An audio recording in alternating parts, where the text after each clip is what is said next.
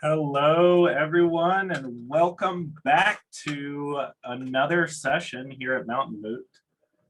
It is exactly 1 o'clock right now, so I'm going to give us just a couple more minutes to get folks in.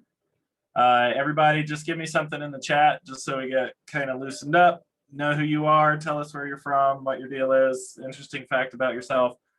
Maybe the last time you, I don't know. Let's see, the last time you got in a weird incident with an animal. The last weird thing that happened to you with an animal. Post that in the chat while we're getting everybody in. What was it?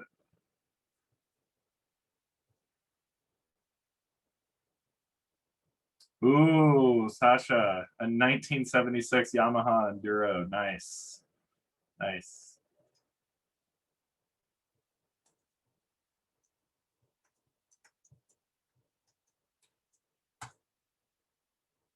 So I was attacked by a magpie and I had to chase it off with a water gun. That was pretty rad. Lindsay from Rhode Island, a flock of wild turkeys took over your yard. Okay, so I went to Boston one time and there are just these wild turkeys roaming around and people like carry umbrellas to hit them and stuff. It's crazy. Magpies are mean. They are, but they're also really smart. Wow, we got turkeys. Marty's got a turkey flying into your son's bedroom window. Nice.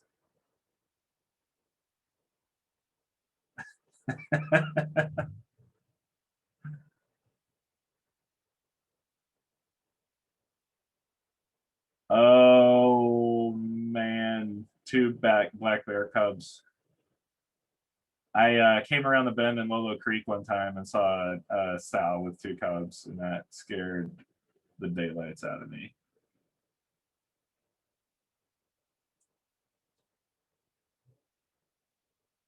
All right. Okay. So we've had our couple minutes. You guys can keep throwing some stuff in the chat if you want, as always. We keep that back channel open because it's a good time. I'm going to go ahead and share my screen here and get started. So just a second. Share screen. BloomsTechonomy. Present. Come on, I need to present here. Standard present. Great. Okay. Reid, are you seeing this on your end? I am. Yeah, I've got everything good. Am I too loud or too quiet? Am I good to go? You're perfect. Excellent. So this presentation is something that Reid and I put together for MtMoot 2019, and then Reid got terribly sick and I had to present it on my own. So I'm glad that Reid is here to actually hold up his end of the bargain today. And 2 years late. 2 years later. And in honor of that, I'm going to do something that Reid does not know I'm going to do. And so I'm about to put Reid on the spot. So everybody watch and see how he does under pressure. Okay, here we go. ReidRowsey. We are going to talk about you, sir, in 18-second, 22-second, 19-second, and 15-second chunks, okay? So you're going to have to explain your early life in 18 seconds. Then you're going to have 22 seconds to explain your military career. Then you're going to have 19 seconds to explain yourself in terms of, well, you know, what you did at Carroll College. And then you're also going to have 15 seconds to explain where you are today. So I get my watch out here and make sure that I have you exactly on the times. Let's see, where's that stopwatch thing?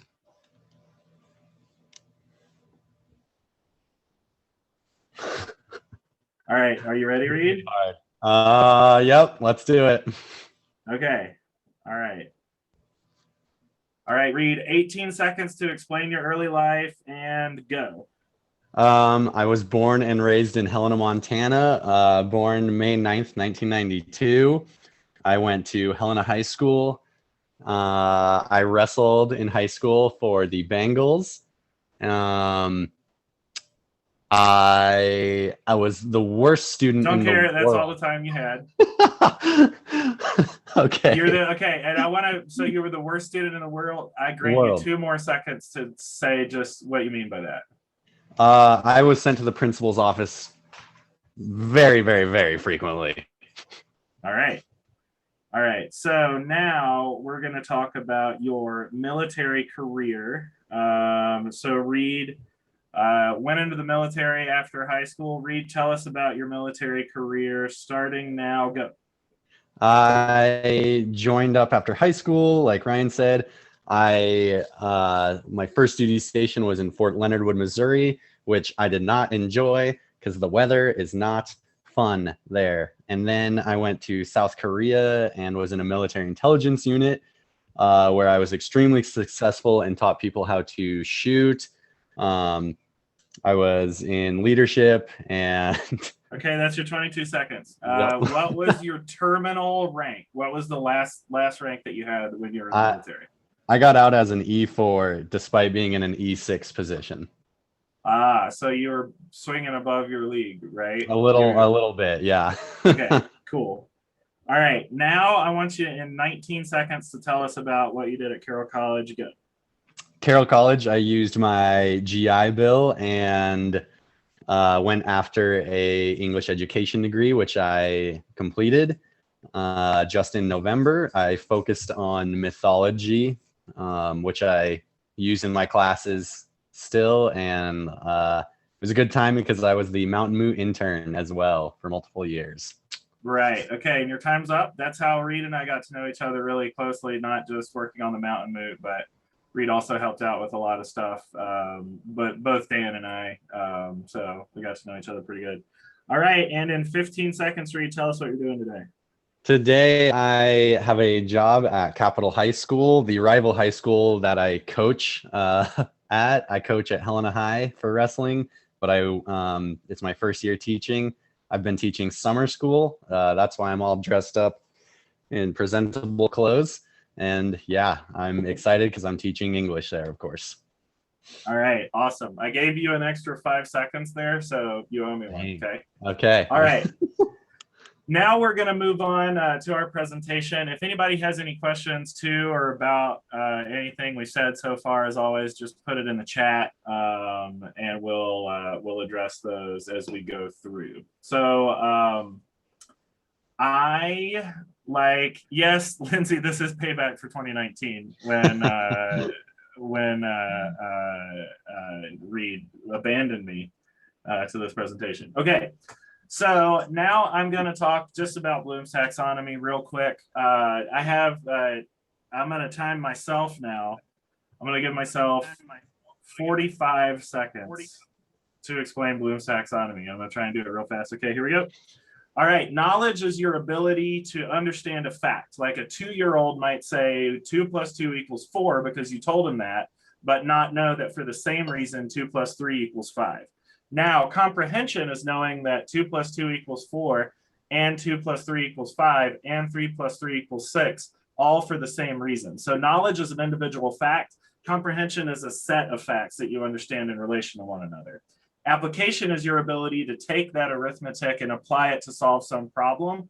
This is usually done in the form of word problems, like a train is coming at 80 miles an hour from here and it's from St. Louis. When are they going to run into each other? You have to creatively use arithmetic to solve that problem. Analysis is your ability to take apart someone else's solution to the train problem and say, I understand how they did it. Evaluation is your ability to say, this solution to the train problem is better than this one over here because it's fewer steps and it's more elegant. And then finally, synthesis is your ability to write the train problem. Or I like to say, take your knowledge of arithmetic and create something completely new out of it. Like algebra, for example, is a great example of synthesis out of arithmetic. Okay, that took me 1 minute and 15 seconds. Sorry for wasting your time, everybody. Now,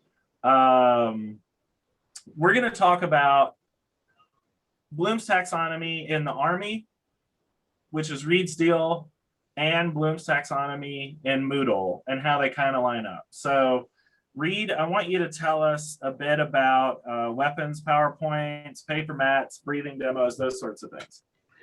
So in the Army, we always had to start at the most basic level, as if the soldier had never touched a gun, which I found very often when giving instruction. There was a good handful of people that had never touched a gun. They grew up in a large city. They did not grow up in Montana like I did, where I was shooting guns at 12 years old at clay pigeons, of course. So we had to start with a PowerPoint, and frequently we did most classes by PowerPoint, including the weapons, and we called it death by PowerPoint, of course. With that, I explained the full scope of the firearms, how they work, everything from if you had never touched a weapon until you were getting ready to go up to the range. So if this was my class, I would have the PowerPoint, we'd go over the weapons, the things that can go wrong with it, and understanding how it truly works on the inside. Then we move on to the paper mats, and there were these large, about 3 foot by 2 foot paper mats that had silhouettes of all of the firearms parts. So I would have my soldiers take apart the weapon completely and lay it out in its little silhouette slot on the paper mat. And it would just give a better understanding of how to put it together and how to take it apart, of course.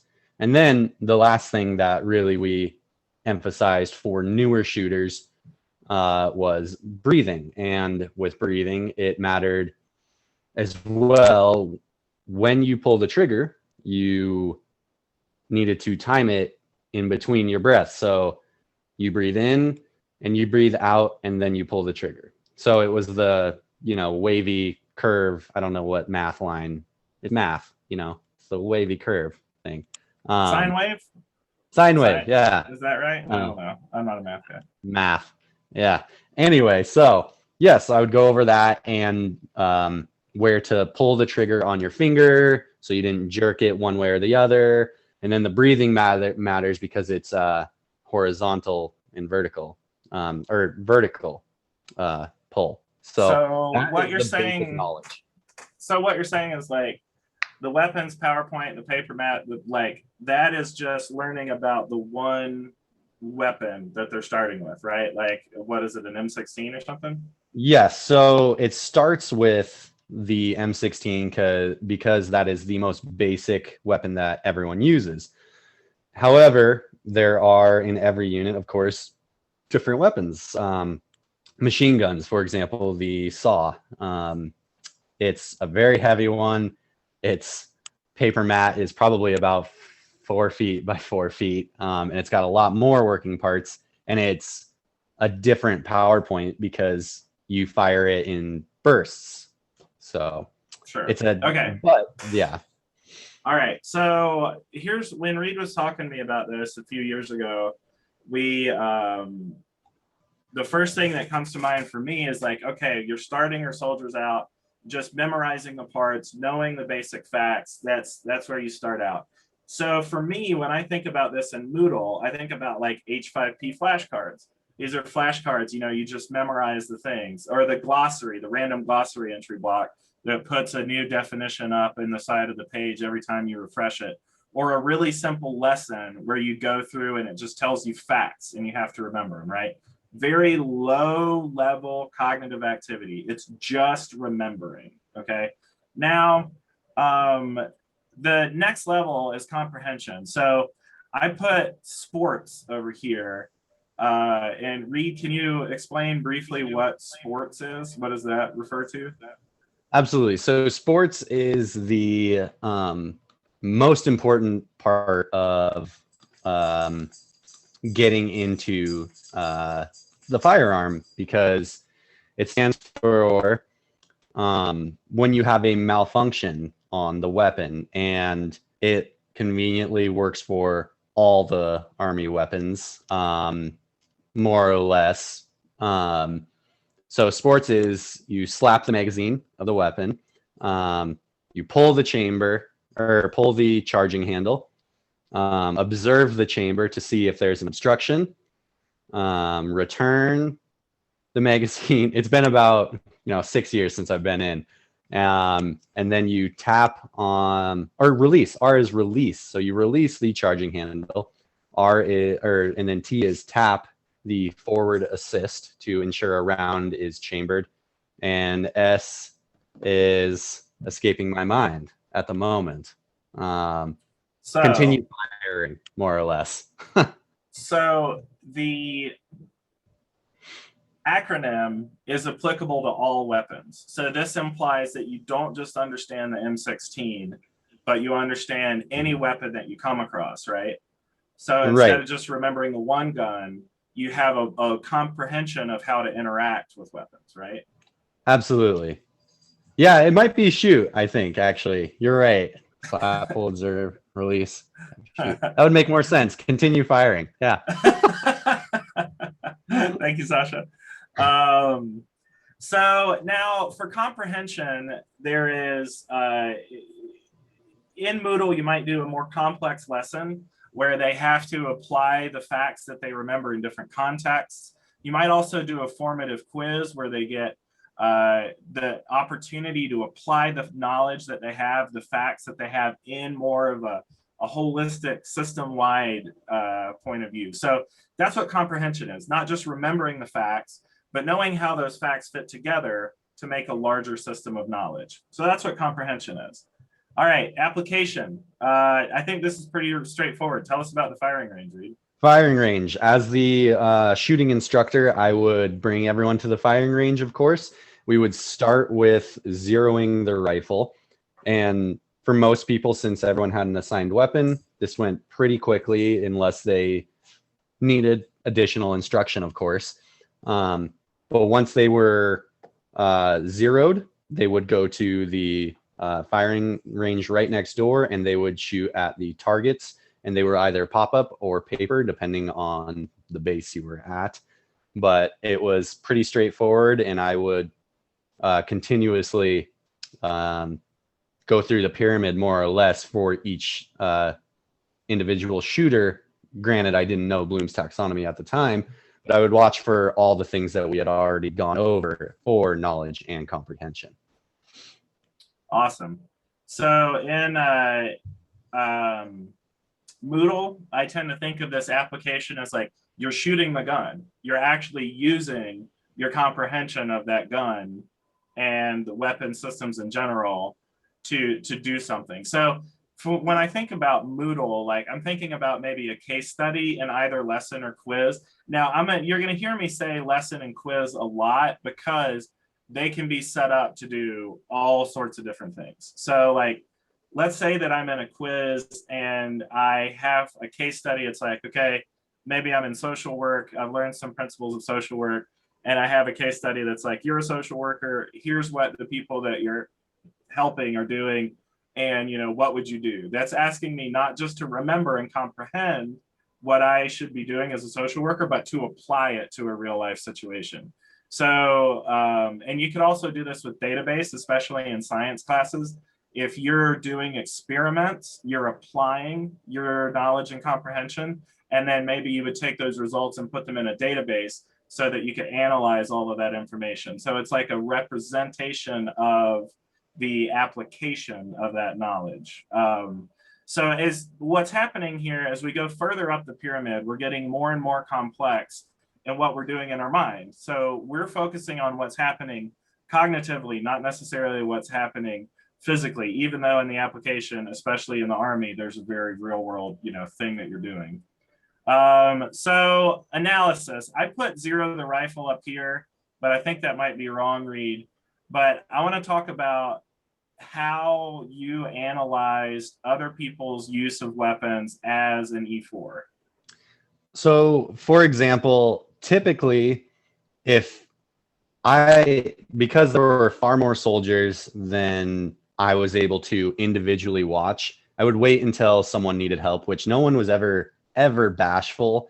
And you couldn't be, because your scores were reported and you had to get a minimum of 22 out of 40.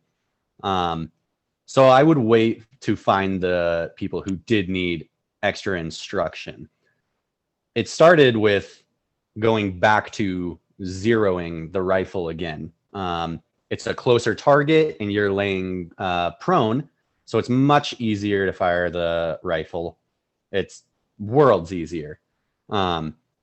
Also, its iterations are much more rapid, so I'm able to, what I typically did, and I think about it often, I would lay down next to whoever the shooter was, and I'd start by watching them, not even looking down with my binoculars. I'd watch them. I'd see how they pulled the trigger. I'd see how they were breathing. And the funniest one I ever helped, and it was in South Korea. It was a woman in a sister unit of ours, and I had known her husband for about 4 months now. Great guy. And she just could not qualify to save her life. One of my best friends, who happened to be another range instructor, and my roommate, he had been working with her all day and couldn't get it. So he said, "All right, your turn, you go." And she kept closing her eyes right as she pulled the trigger. Obviously, that's going to be a challenge to shoot accurately then. So I zeroed the rifle, gave it to her, and we had all the ammunition that we needed to get her trained up. But we started at 0, and then we moved on to qualifying, and she did nominally. And I believe she got, I think, a 27, which is not even, it's advanced, because it goes 22 to 26 is basic, 27 to 35 is proficient, and then, or advanced, and then 36 to 40 is expert. Pretty proud of my expert badge. So But what impresses me about this is, like, you as the instructor are getting better as you're analyzing others' form, right? Like, you're watching. absolutely. It's led to my shooting when I joined the Army was already, I right out of the gate had scored advanced, but I've never scored less than expert because of being an instructor. I learned for me, I've gotten proficient enough that my breathing doesn't matter. My position matters far less than other people. I've just gained enough knowledge that I'm more proficient now, of course. So, and this is the thing for me, is like, if I, as an 8th grade teacher, didn't know all that, this is true. When I started to be an 8th grade English teacher, I really didn't know all of the parts of speech perfectly and all of the way that grammar worked together. But instructing others and analyzing others' application of grammar forced me to get the words for what I was already doing intuitively. And so it really helps to have students analyze each other's work.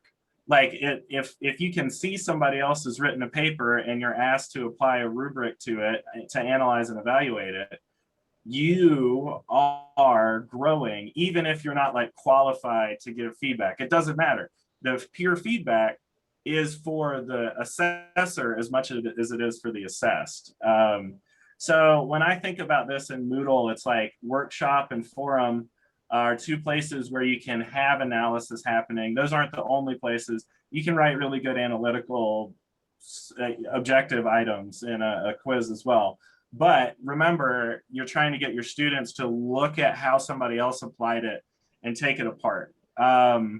So evaluation, again, like, that's what you're doing. Evaluation and analysis, Reid, right? Like, you're looking at this person and you're saying, okay, I can see what you're doing. Now I can evaluate and tell you, if it's good or not, right? Absolutely. And I agree with you, though, and I know you're certified to teach English as well. And I've found the same thing in my experience, especially with spelling. I'm a much better speller now than I was 4 years ago.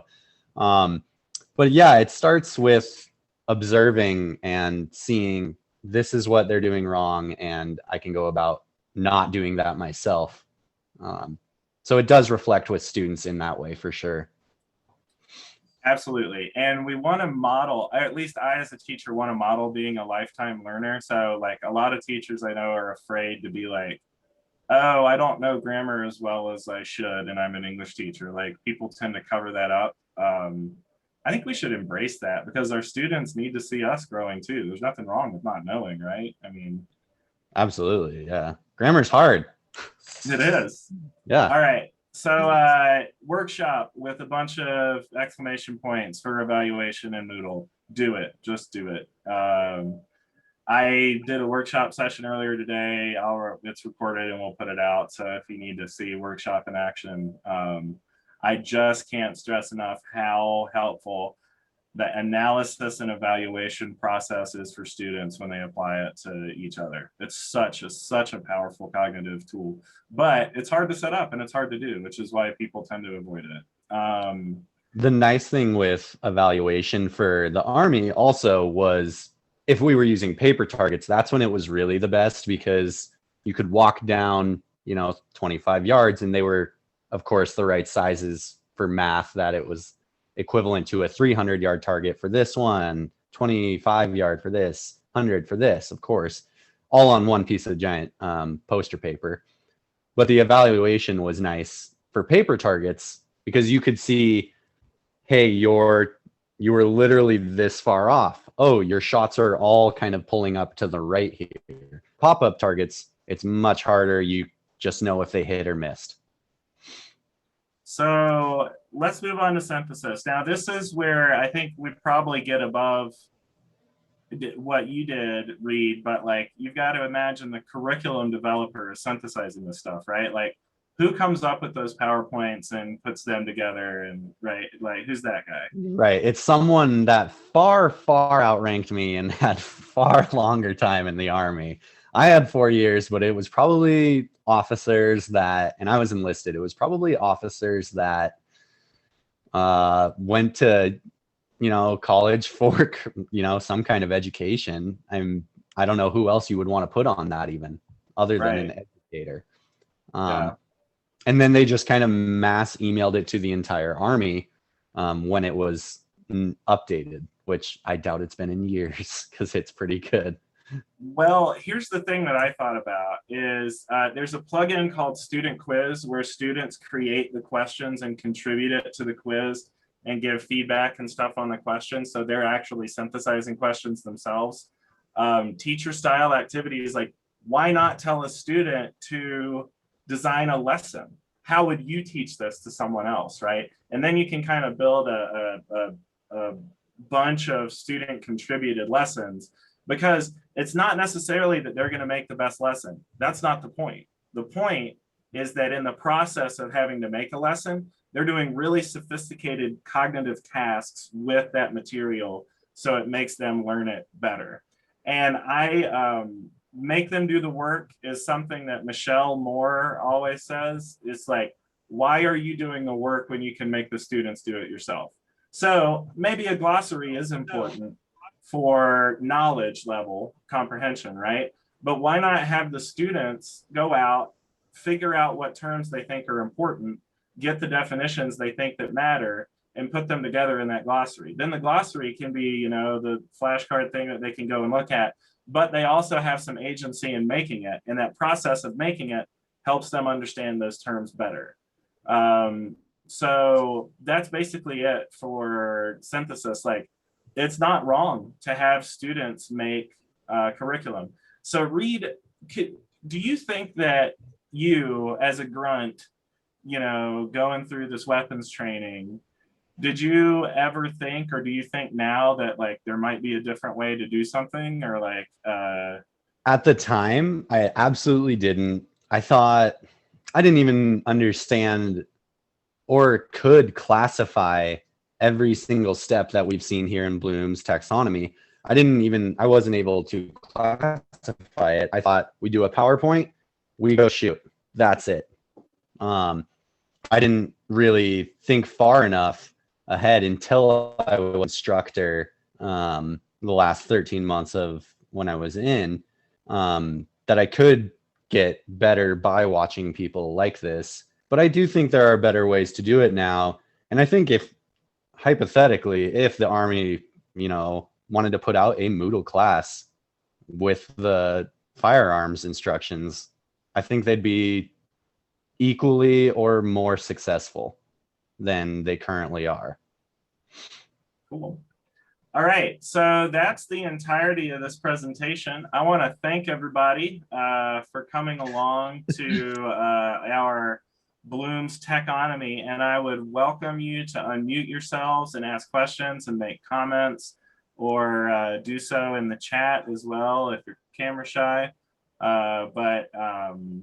Yeah, Reid, thanks for coming, and thanks for everything that you've done, and thanks for your service, and thanks for your continued service as an educator in public schools. That's huge, and I'm really well, thanks for having me. I'm glad I can be involved in the Moot now that I'm a real adult, apparently. I wouldn't go that far, Reid. No. All right, so any questions or comments? We'd love to hear from you guys. I had a comment, because I think, because Reid said it, like, I think that was the key, right? He said once he became the instructor, that's when things started to click. So going back to that synthesis of why you give students the opportunity to teach, because that's when, connections start to happen. Yeah, Lance, I agree with you. And I think a big part of it too, I didn't actually, before I was the instructor, I was really good at shooting, absolutely, but I didn't really care to get any better. And so when I became the instructor, it kind of was maybe a little bit of competitive drive in me where I said, hey, I want to be better than everyone I talk to. And of course, that way I learned, hey, don't close it. Obviously, I wouldn't do that, but don't close your eyes when you shoot. Pull the trigger in this specific spot. Everything was just a lot of practice. I kind of go back to the 10,000 hour rule that I've heard about by Malcolm Gladwell, I believe. That takes 10,000 hours to be a true master at something. And I think I've probably got about that time in there now. Close, at least. Yeah, I wonder if I've Moodled for 10,000 hours. I think about that, at right? least. You think so? It's been a long I would time. wager. I'd put a paycheck on that. Yeah. Yeah, and thanks, Kylie, for that comment. I think one of the things that drew me, and tell me if I'm wrong about this, Reid, one of the things that drew me to make this presentation with you was, like you said at the beginning, like you were the worst student or whatever, right? But yeah. And so you think like, oh, what, the military and education, but like there's a lot more in common. Like you'd be like, oh, the military and education is like different, but they're not. Like that's really, there's this universality to Bloom's taxonomy and cognitive work that is, and it fascinated me because I see a lot of kids. I had 8th grade students who are like, I'm gonna go into the military. I don't need to pass your English class. And yeah, maybe not, but it's not like they're as far apart as people think they are, They're definitely a lot closer. And I think just having been in the military led me to be extremely successful after. Because this is the second hardest district to get into here in Helena. And I got it on my first year. But I want to say a lot of it is the military. Their teaching in the military are pretty similar, weirdly enough, with less yelling in one of them, hopefully. There's less yelling in the military. No, yeah, yeah, in the military. All right. Equal amounts of crying, though. All right. Well, absent any further comments, Reid, do you have anything to close out with? No, thanks everyone for hearing and coming and listening to me. Yeah. Glad I could share what little knowledge I do have. Well, thanks, Reid. I think we all really appreciate it. I'm going to go ahead and end this meeting. This recording will be up later. Don't forget to go to the sponsor session that is starting at 2. Go around, visit the tables. We're going to give out some moot coins, so everybody make sure you go and check out that sponsor session at 2 o'clock. It's on the front page of Moodle. Again, thanks everybody, and as always, happy Moodling.